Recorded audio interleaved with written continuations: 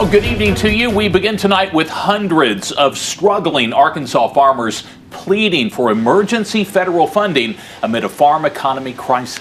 As many as 1/4 or even 1/3 of Arkansas farmers will face bankruptcy or be forced to leave the business amid the crisis the American ag economy is currently in, pleading for Arkansas lawmakers on Capitol Hill and the governor to convince President Trump to provide emergency funding to help them make it to next year. If there's no emergency funding this year, there will be 1 out of 3 farmers will file bankruptcy.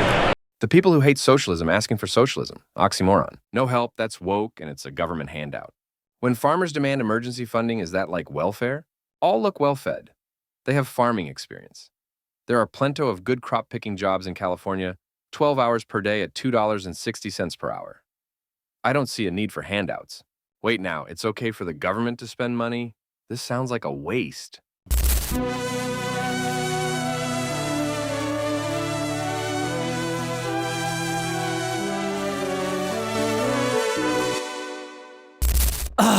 Okay, so let's start off by first setting some quick ground rules. For the purposes of this video, I really don't care if you're a capitalist, socialist, communist, or whatever else. I have my own personal opinions. I personally think all those systems are outdated, and we're going to need something drastically different in the age of AI. But that's irrelevant for this video. The only thing I really ask is whatever you believe in, please just be consistent. And this leads me to my biggest gripe with boomers. Those of us Gen Z and millennials with boomer parents know very, very well that when it comes to how they treat today's youth, they're extremely hyper-individual capitalist. Work hard, pull yourself up by the bootstraps, kick you out at 18 to teach you the lessons of hard work, blah, blah, blah. You guys know the drill by now. As delusional and outright harmful as this advice is in this terrible economy, it wouldn't be as frustrating if they lived by the same principles themselves. But of course, we all know they won't. And this ongoing saga with the Arkansas farmers begging for more bailouts is the absolute peak perfect example. Now let me be very clear, I'm not here to laugh at people losing their farms or businesses, especially when you consider farmers are perhaps the most essential job in all of society. We'd all starve without them. And this is why I think social safety nets to some level are important.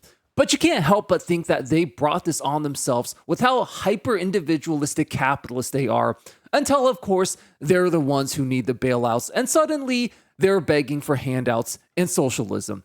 This is a repeated sociopathic behaviors boomers have always exhibited since they were youth. Bruce Cannon Gibney documented this very well in his book, A Generation of Sociopaths, How Baby Boomers Betrayed America. Boomers were communist hippies in their youth when they needed the social benefits. Then they became hyper-individualistic capitalists in their peak earnings adult years. Then once again, lazy socialists collecting social security welfare and living off the backs of cheap youth labor in their retirement years. Again, I don't have a problem with anyone who's a capitalist or socialist so long as you consistently stand by your views. But I do have a problem with what I'm going to call political shapeshifters. Someone who shapeshifts between being a capitalist and a socialist depending on what's personally convenient to them at the moment. Someone who literally wants everything both ways. And we're about to see many, many examples of how boomers are the absolute peak epitome of this. Example number 1, the Nordics. Boomers. Denmark is not socialist. They have a free market, so it's capitalism. Okay, so let's do it in the US then. No, that's socialism. So, first off, as someone who's actually traveled to and spent a decent amount of time in the Nordics, their economy is more of a mixed economy than anything else. There's a lot of moving parts to how their economy works, and claiming it's purely capitalist or socialist is a drastic oversimplification. But let's just say for the purposes of this conversation, we'll call them capitalist, because a lot of people will throw a massive hissy fit if we don't. So then at this point, you just have to ask yourself, why did we ever get the idea they were socialist to begin with? Was it Bernie Sanders and the left pushing this idea? That's what boomers would like for you to believe, but this isn't what really happened. Boomers have been dishonestly smearing everyone who disagrees with them as socialist or communist since the days of Obama, whose only real welfare social program was a cheap Obama phone. What really happened was this. Anytime someone like Bernie Sanders suggested extending social safety net programs such as universal healthcare or free college, they got relentlessly smeared as being a communist or socialist. Then what happened next is perfectly encapsulated by this meme. 18 to 39. Okay, who's teaching this to our kids? You are. When people said maybe people shouldn't have to take on astronomical debt to get medical treatment, you said that's socialism. When people said we shouldn't be burdening young people who want to get an education with predatory loans, you cried socialism. You are the best marketing socialism ever had. So let's take a step back here and clearly define a few terms. What actually even is socialism, and how did people end up thinking that the Nordics are socialist countries? What socialism actually is, according to its actual definition, is an economy where the means of production are collectively owned by workers or the community. Hence the term seize the means of production. What this actually entails in layman terms is if the government were to step in and oust every CEO and private owner of a business and replace them with a collective group of workers.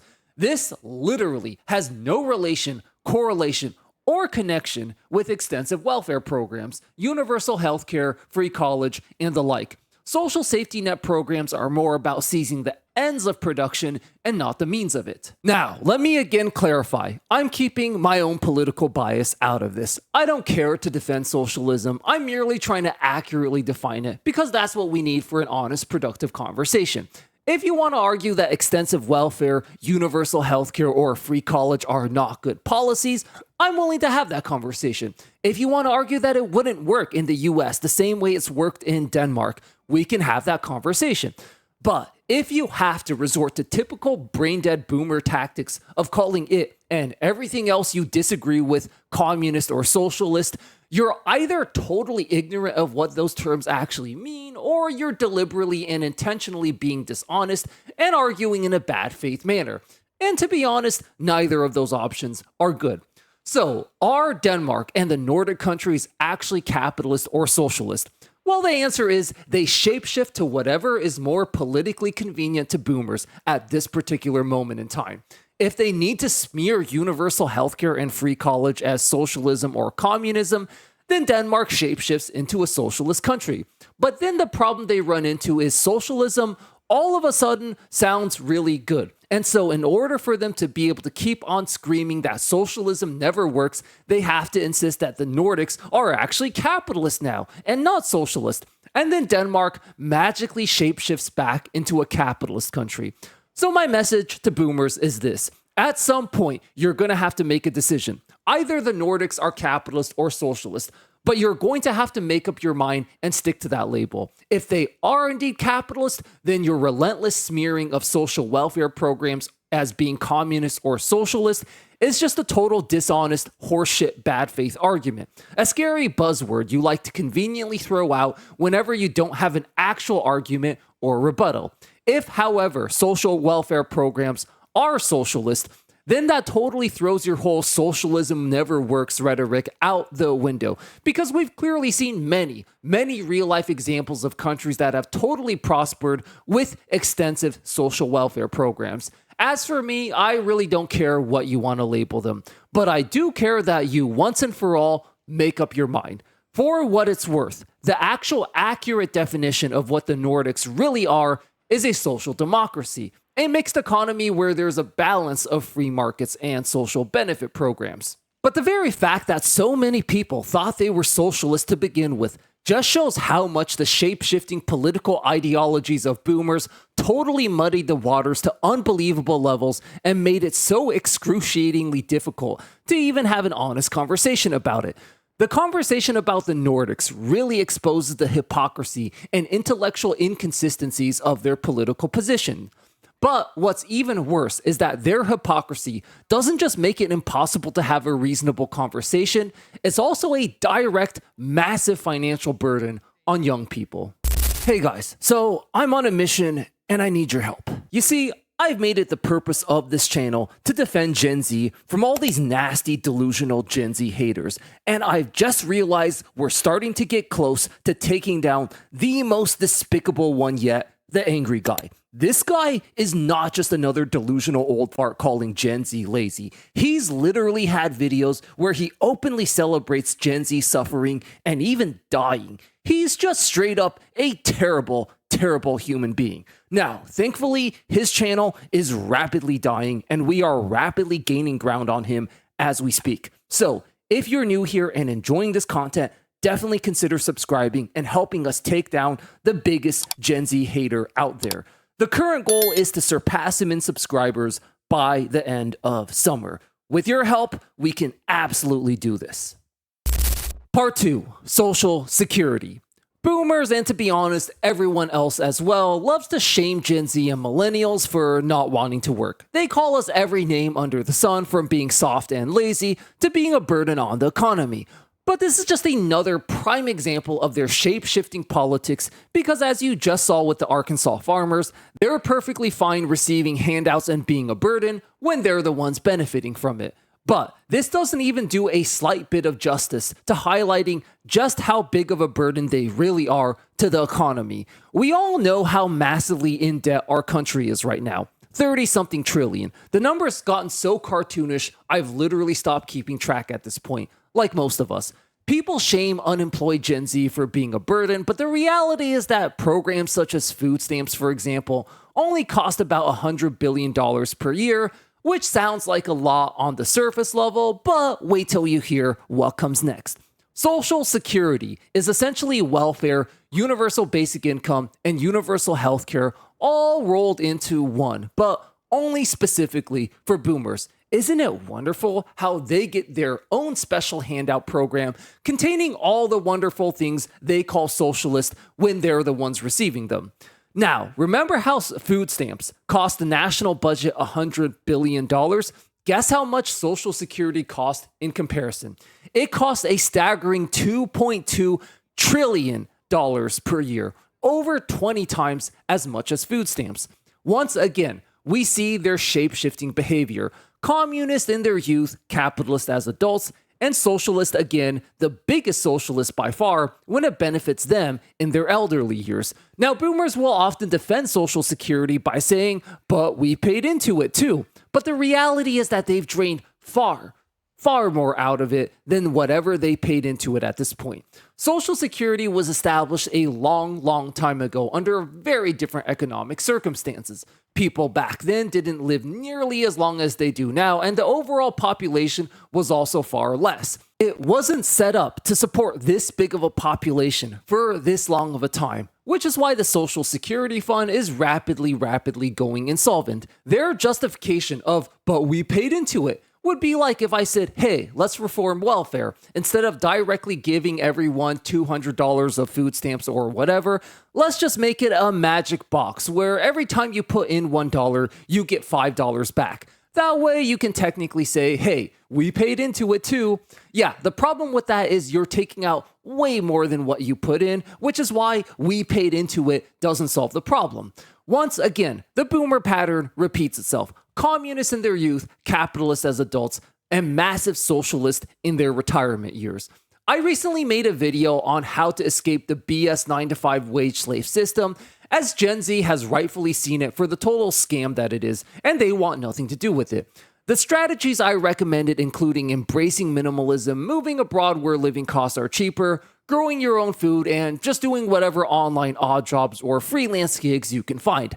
At this point, it's clear that traditional careers are rapidly dying and getting replaced by AI, so dedicating your entire life, going tens of thousands of dollars in debt to acquire a career skill that's going to be replaced anyways is just a total waste of time, and we're going to need some new ways of life going forward. Now, one delusional boomer commented on the video something along the lines of, well, you guys are going to be sorry once you realize you're not going to receive retirement or Social Security. And he rightfully got totally roasted, obliterated, and ratioed in the comments because Gen Z simply responded by stating the blatantly obvious: we're not going to be receiving Social Security or retirement at this point anyways, with how badly you screwed up the economy. The Social Security Fund is set to go insolvent by 2035. By that time, they're already going to have to make significant cuts in Social Security payments. There is zero chance that Gen Z and millennials, who won't be of retirement age until some 30 years after that, are going to see a single penny of that, no matter how much we work or pay into the system. And it's only going to get worse when you consider the next generation after us isn't going to pay into it either, because they're such a small generation due to the fact that none of us could afford to have kids.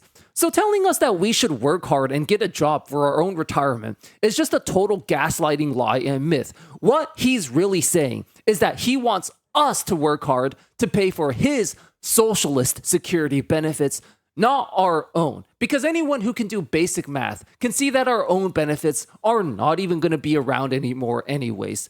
So what the hell is even the point?